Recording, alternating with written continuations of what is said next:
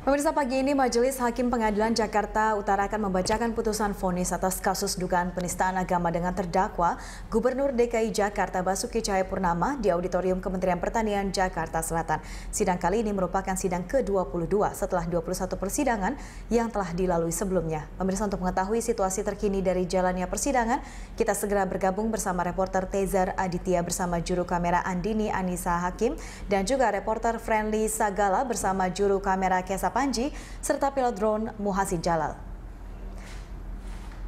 Kita mulai dari Tezar terlebih dahulu. Tezar, bagaimana jalannya sidang vonis kasus Ahok hari ini?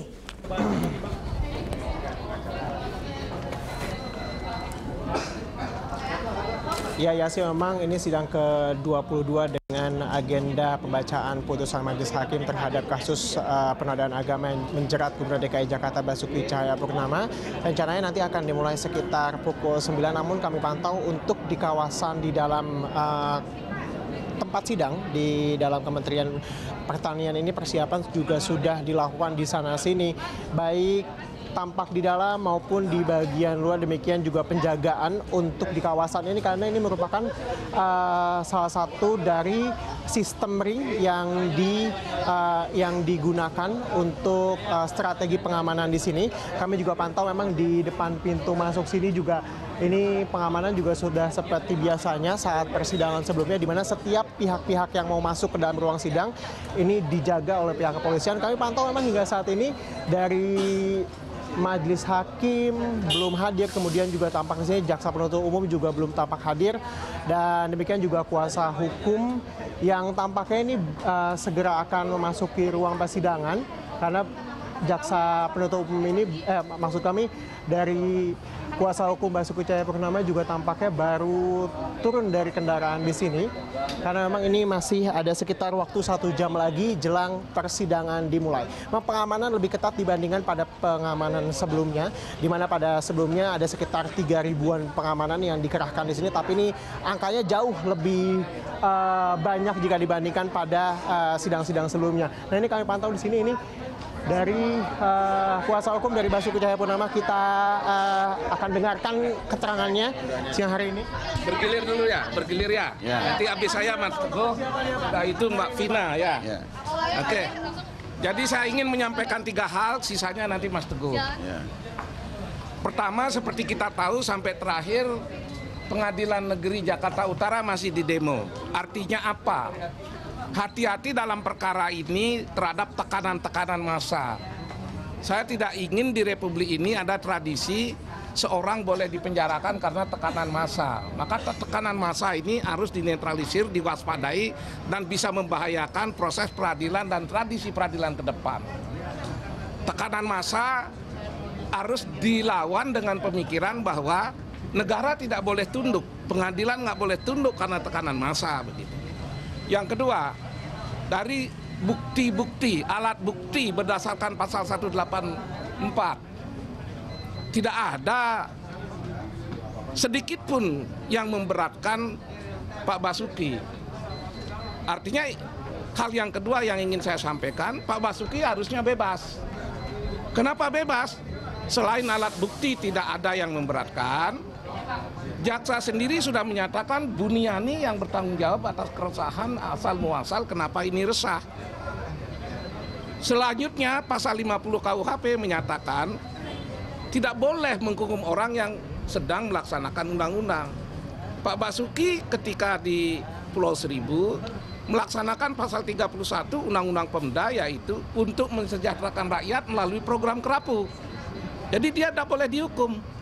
Nah, kalau sekarang dia diarahkan pada penghinaan golongan ulama, tidak satu pun kata yang menyebut ulama di dalam pidatonya. Yang disebut adalah elit politik yang kerasukan roh kolonialisme. Ada loncatan besar yang tidak masuk akal dalam pikiran jaksa.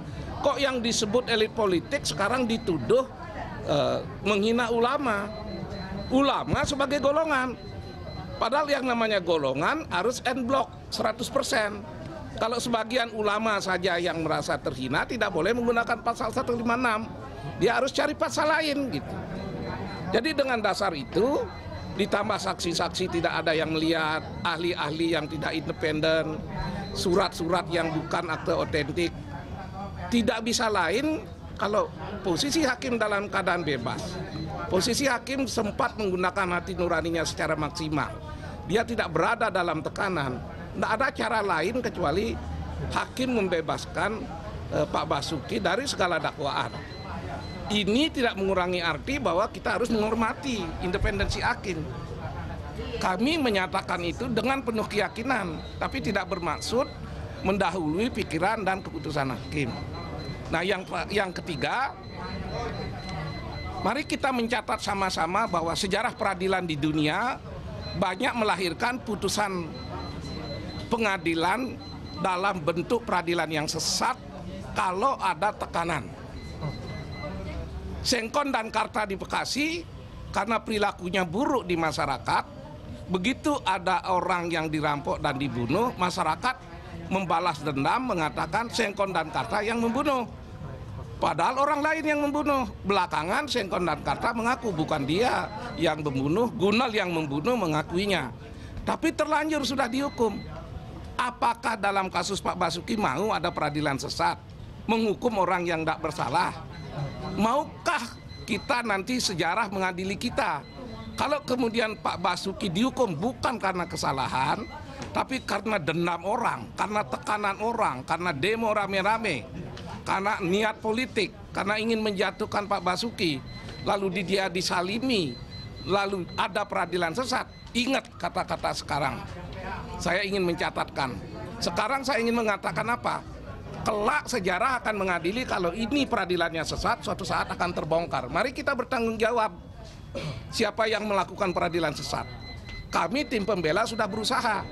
Kami akan tertolong tidak terlibat dalam peradilan sesat andai kata sampai Pak Basuki dihukum. Itu saja yang saya sampaikan. Sekarang Mas Teguh.